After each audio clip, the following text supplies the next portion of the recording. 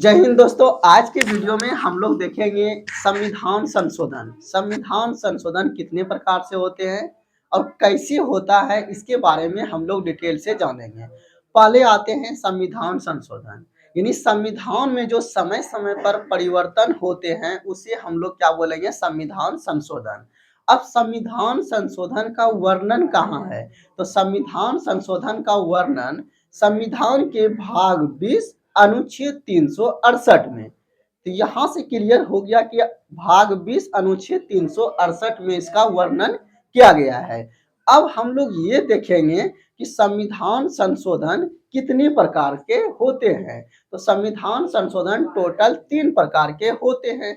कौन कौन? एक होता है साधारण बहुमत, दूसरा होता है विशेष बहुमत और तीसरा होता है विशेष बहुमत प्लस आधे राज्यों की सहमति यानी स्वीकृति।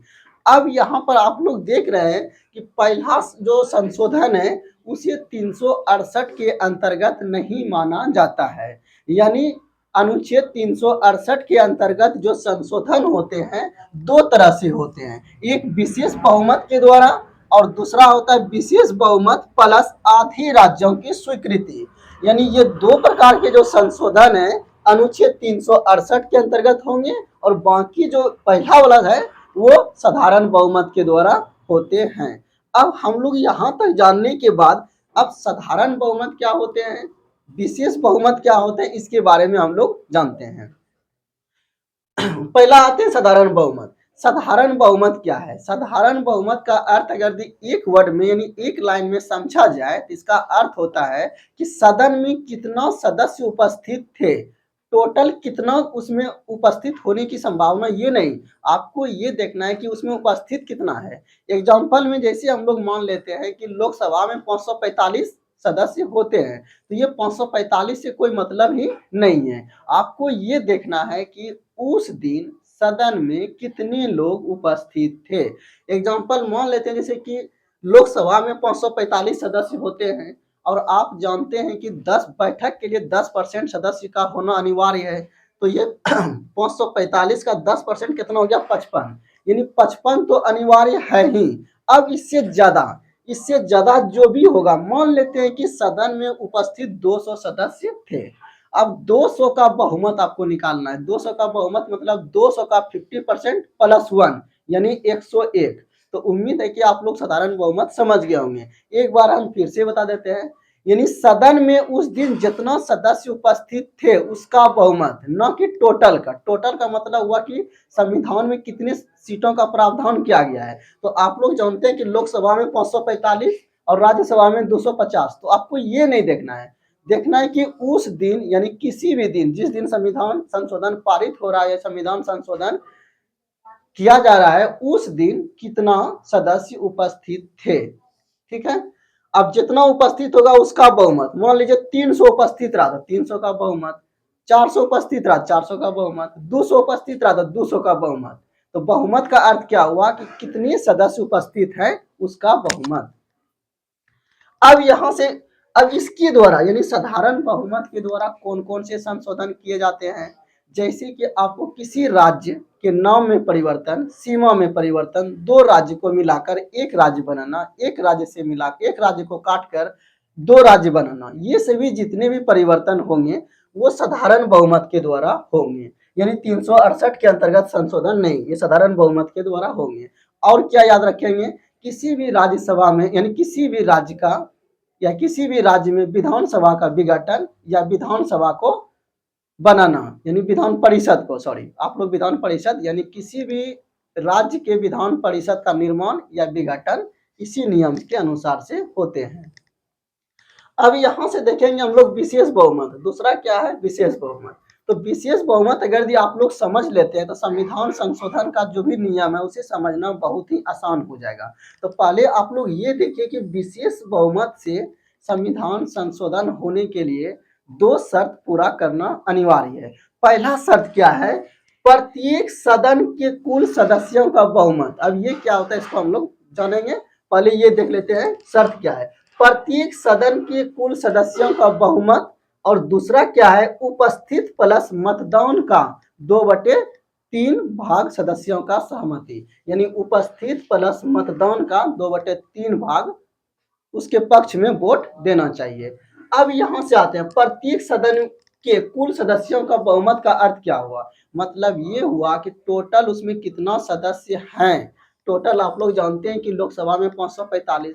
अब यहाँ से आप लोग ये नहीं बोलेंगे कि टोटल उसमें 545 सदस्यों का प्रावधान किया गया है, लेकिन मान लीजिए कि वर्तमान में 500 ही सदस्य लोकसभा में हैं, तो 500 आपको नहीं देखना है, टोटल सीट कितनी है, टोटल सीटों का प्रावधान कितना है ये देखना है। तो संविधान में टोटल सीट का प्रावधान 545 है, तो 545 का बहुमत देखना है। राज्यसभा में टोटल सीट का प्रावधान 250 है, तो 250 का बहुमत देखना है। ये नहीं देखना है कि वर्तमान में कितने सदस्य, ये नहीं, टोटल जितना प्रावधान किया गया संविधान में उसका बहुमत। जैसे मान लेते हैं कि लोकसभा में आपका 545 सदस्य है, तो इसका बहुमत कितना हो गया 545/2 + 1, यानी 50% + 1 कितना हो गया 273। अब राज्यसभा में कितने सीटों का प्रावधान किया गया है, तो 250 सीटों का प्रावधान किया गया है, तो इसका बहुमत कितना हो जाएगा 250/2 + 1, यानी 126। तो उम्मीद है कि प्रत्येक सदन के कुल सदस्यों का बहुमत का अर्थ आप लोग जान गए होंगे। अब आते हैं उपस्थित प्लस मतदान का 2/3 सदस्यों का सहमति। अब ये क्या है, तो मान लेते हैं कि 273 तो न्यूनतम होनी ही चाहिए बैठक के लिए, सदन के बहुमत के लिए। तो बहुमत के लिए 273 सदस्य ये न्यूनतम हुआ, इससे ज्यादा जितना भी हो सकता है। जैसे मान लेते हैं कि उस दिन जिस दिन संविधान संशोधन हो रहा है उस दिन 310 सदस्य उपस्थित थे। ध्यान से सुनेंगे, 273 तो न्यूनतम है, इससे कम हो ही नहीं सकता। इससे कम होगा तो संविधान संशोधन नहीं हो सकता है। इससे ज्यादा होगा, जब भी होगा तो कम से कम न्यूनतम इतना होगा। इससे ज्यादा कितना होगा, मान लेते 310 सदस्य उस दिन लोकसभा में उपस्थित थे। अब 310 उपस्थित थे, लेकिन 10 ने वोटिंग नहीं किया। 10 ने वोटिंग नहीं किया तो उपस्थित प्लस मतदान, यानी कि मतदान 10 ने नहीं किया। तो यहाँ पर देख रहे हैं कि उपस्थित तो 310 थे, लेकिन मतदान कितने ने किया, तो 300 ने किया। तो उपस्थित प्लस मतदान की संख्या कितना हो गया 300 बोलिएगा। क्यों, क्योंकि 10 ने तो मतदान किया नहीं, सिर्फ उपस्थित था, तो उसको आप लोग हटा देंगे। तो उम्मीद है कि उपस्थित प्लस मतदान का अर्थ आप लोग समझ गए होंगे। यानी जितना उपस्थित था 310, वोट कितनों ने डाला, यानी मतदान कितनों ने किया 300 ने, तो उपस्थित प्लस मतदान कितना हो गया 300। अब 300 का 2/3 भाग निकालेंगे, कितना हो गया 200, यानी 200 सदस्य अगर भी मतदान पक्ष में डाल देता है, यानी कि सहमति दे देता है, तो संविधान यानी कि संविधान संशोधन लोकसभा से पारित हो जाएगा। तो उम्मीद है कि विशेष बहुमत आप लोग अच्छे से समझ गए होंगे। अब तीसरा नियम क्या है, विशेष बहुमत प्लस आधे राज्यों की स्वीकृति। इसमें कुछ नहीं है, सेम प्रोसेस यहाँ तक ठीक है, लेकिन जो टोटल 28 राज्य हैं, केंद्र शासित प्रदेश को छोड़कर आपको केंद्र शासित प्रदेश नहीं जोड़ना है। टोटल 28 राज्य है, तो 28 राज्य में 14 राज्यों की सहमति होनी चाहिए। विशेष बहुमत प्लस आधे राज्यों की स्वीकृति, जैसे बहुमत कितना हुआ 273, उपस्थित प्लस मतदान 200। अब 14 राज्य इसमें हाँ भर देगा, 14 राज्य हाँ बोलेगा कि हाँ संविधान संशोधन होनी चाहिए। तो इस तरह से विशेष बहुमत प्लस आधे राज्यों की स्वीकृति का अर्थ ये हुआ। अब हम लोग ये भी देखेंगे कि इसके द्वारा कौन सा संशोधन किया जाता है। तो इसके द्वारा राष्ट्रपति का निर्वाचन, उपराष्ट्रपति का निर्वाचन से संबंधित जो भी नियम कानून में परिवर्तन होंगे इस नियम के अनुसार से होंगे, और केंद्र और राज्य के बीच जो शक्ति का बंटवारा होता है उसमें जो भी संशोधन होंगे इसके द्वारा होंगे। तो इसके द्वारा कौन सा होगा, तो इसके द्वारा मूल अधिकार और नीति निर्देशक तत्व। तो मूल अधिकार और नीति निर्देशक तत्वों में जो भी प्रावधान यानी संशोधन होंगे वो विशेष बहुमत के द्वारा होंगे। तो उम्मीद है कि आप लोग को ये संविधान संशोधन अच्छे से समझ में आया होगा। धन्यवाद।